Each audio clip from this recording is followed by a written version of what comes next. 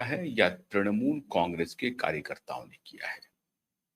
कल तक तो यह खबर आ रही थी कि भारतीय जनता पार्टी ने सोनारपुर जो इलाका है दक्षिण 24 परगना का, उस दक्षिण 24 परगना में सोनारपुर जो कॉन्स्टिट्यूंसी है उसमें अभिषेक बनर्जी गए थे अपने एक कार्यकर्ता के यहाँ, जिनकी चुनाव के दौरान मृत्यु हो गई थी। अब लोग कहते हैं कि चुनावी हिंसा में उनकी मौत हो गई थी।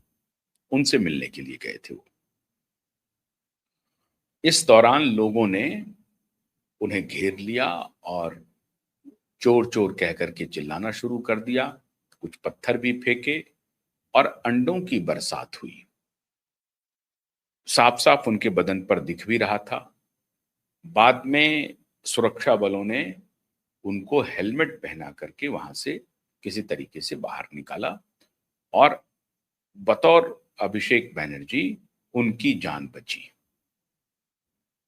यहां तक तो बात आ रही थी कि भारतीय जनता पार्टी के समर्थकों ने उनके ऊपर हमला किया।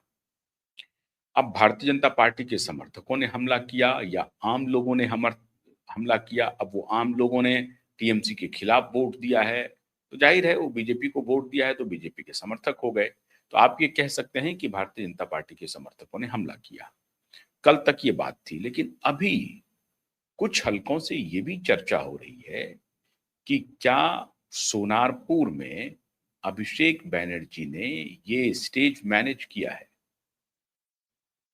अब इसकी सत्यता की पुष्टि मैं नहीं कर रहा हूं, लेकिन कुछ लोग बंगाल से यह खबर दे रहे हैं कि याद कीजिए 2021 के चुनाव में ममता बनर्जी के पैर में चोट लग गई थी और उस चोट को उन्होंने इसी तरीके से प्लास्टर करके पैर वैर दिखा करके पूरा सिंपैथी अपने पक्ष में लिया था। ठीक मतदान के पहले उन्होंने किया था।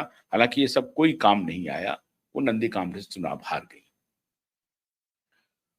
तो कुछ हलकों में ये भी चर्चा हो रही है कि अभिषेक बनर्जी को, चूंकि अपराध उनका ऐसा है जिसमें गिरफ्तारी उनकी तय है, थोड़े दिन के लिए उनको राहत मिली है। कुछ मुद्दे जो उठा रहे हैं इसमें कोई शक नहीं है कि अच्छे मुद्दे हैं, जैसे सीबीएसई के मुद्दे उठा रहे हैं, ठीक मुद्दे हैं वो। स्टूडेंट के भविष्य के बारे में वो अगर बात कर रहे हैं तो अच्छी बात है। इसके अलावा भी कई मुद्दे हैं, महंगाई को लेकर के उठा रहे हैं मुद्दे, वो भी अच्छी बात है।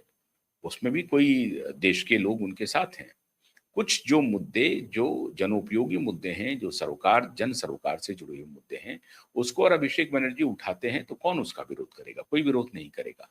लेकिन सवाल है कि ये मुद्दे उठा करके वो अपने पुराने पाप से खुद को अलग करना चाहते हैं। मैंने अभी कहा आपको कि जैसे सीबीएसई का मुद्दा हो, नीट पेपर लीक का मुद्दा हो, महंगाई का मुद्दा हो, पेट्रोल डीजल हाइक का मुद्दा हो, ये सभी जनता के मुद्दे हैं, आम जनों के मुद्दे हैं, आम विद्यार्थियों के मुद्दे हैं, आम परिवारों के मुद्दे हैं। ये बहुत जरूरी है, इसको उठाना भी चाहिए।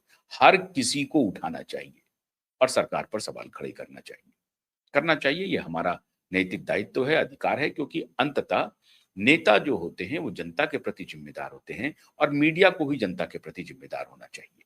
तो मैं इस मुद्दे पर उनके साथ हूं। लेकिन अगर यहीं तक बात रहती तो बात बन जाती। महुआ मोइत्रा लंदन में डीएमके नेता के साथ क्या कर रहे हैं? इसीलिए कहा जा रहा है कि बहुत हाई वोल्टेज ड्रामा की तैयारी हुई। हो सकता है इसमें भारतीय जनता पार्टी के जो कुछ समर्थक हों, उनसे गलती हो गई हो और इसका बहुत सही फायदा भी उठा लिया हो। दोनों बातें हो सकती हैं।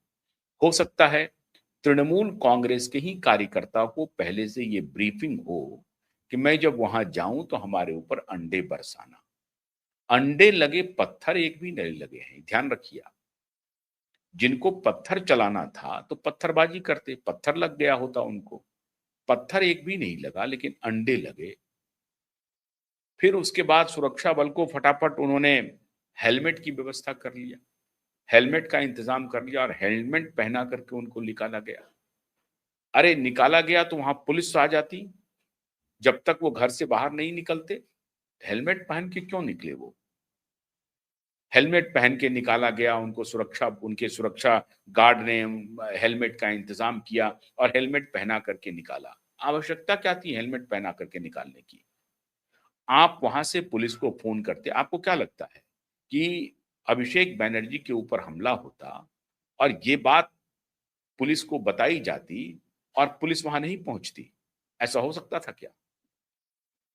इम्पॉसिबल है। और अगर ऐसा हो सकता है, मान लीजिए कि हुआ, अभिषेक बैनर्जी की बात को मान लेते हैं थोड़ी देर के लिए, तो ऐसा हुआ, तो फिर तो उस इलाके के पुलिस ऑफिसर को अब तक सस्पेंड हो जाना चाहिए, क्योंकि उनके जैसा शासन तो है नहीं।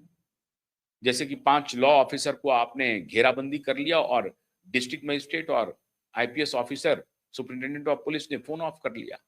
ऐसी परिस्थिति वहां पर नहीं है वर्तमान में।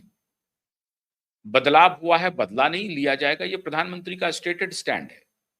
और ये शुभेंदु अधिकारी भी कह रहे हैं, उनकी सुरक्षा की गारंटी है। सरकार बदली है लेकिन तृणमूल कांग्रेस के नेताओं की सुरक्षा की गारंटी है। और ऐसा काम क्यों करेंगे शुभेंदु अधिकारी? उनके ऊपर हमला करवाएंगे, क्यों करवाएंगे? उनके खिलाफ पुख्ता सबूत हैं, कानूनी लड़ाई चल रही है, एफआईआर दर्ज हो चुका है, 31 जुलाई तक उनको रिलीफ मिला है, वो देश छोड़ के बाहर जा नहीं सकते हैं। तो सबूत के आधार पर उनका जेल जाना तय है। तो आप बैल मुझे मार करेंगे शुभेंदु अधिकारी? खुद ही अपनी बदनामी करवाएंगे। खुद ही अपनी बदनामी क्यों करवाएंगे? उनको जो काम करना है वो कर रहे हैं। अगर उनको यही बदनामी करवानी होती तो जहांगीर खान के साथ करवा लेते, जहांगीर खान के ऊपर पत्थरबाजी हो जाती। वो अभिषेक बनर्जी के ऊपर पत्थरबाजी क्यों करवाएंगे? अब ये सब जांच में आएगा।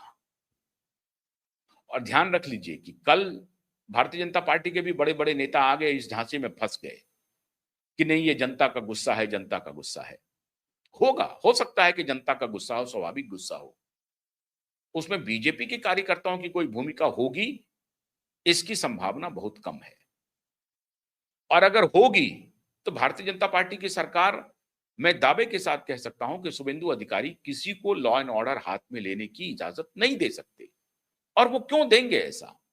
आप कल्पना कीजिए ना, ये इलाका 24 दक्षिण परगना का इलाका है और ये इलाका बृहत्तर रूप से कोलकाता म्युनिसिपल कॉर्पोरेशन के अधीन आता है। ऐसा नहीं है कि ये सुदूर नॉर्थ बंगाल में पड़ता है।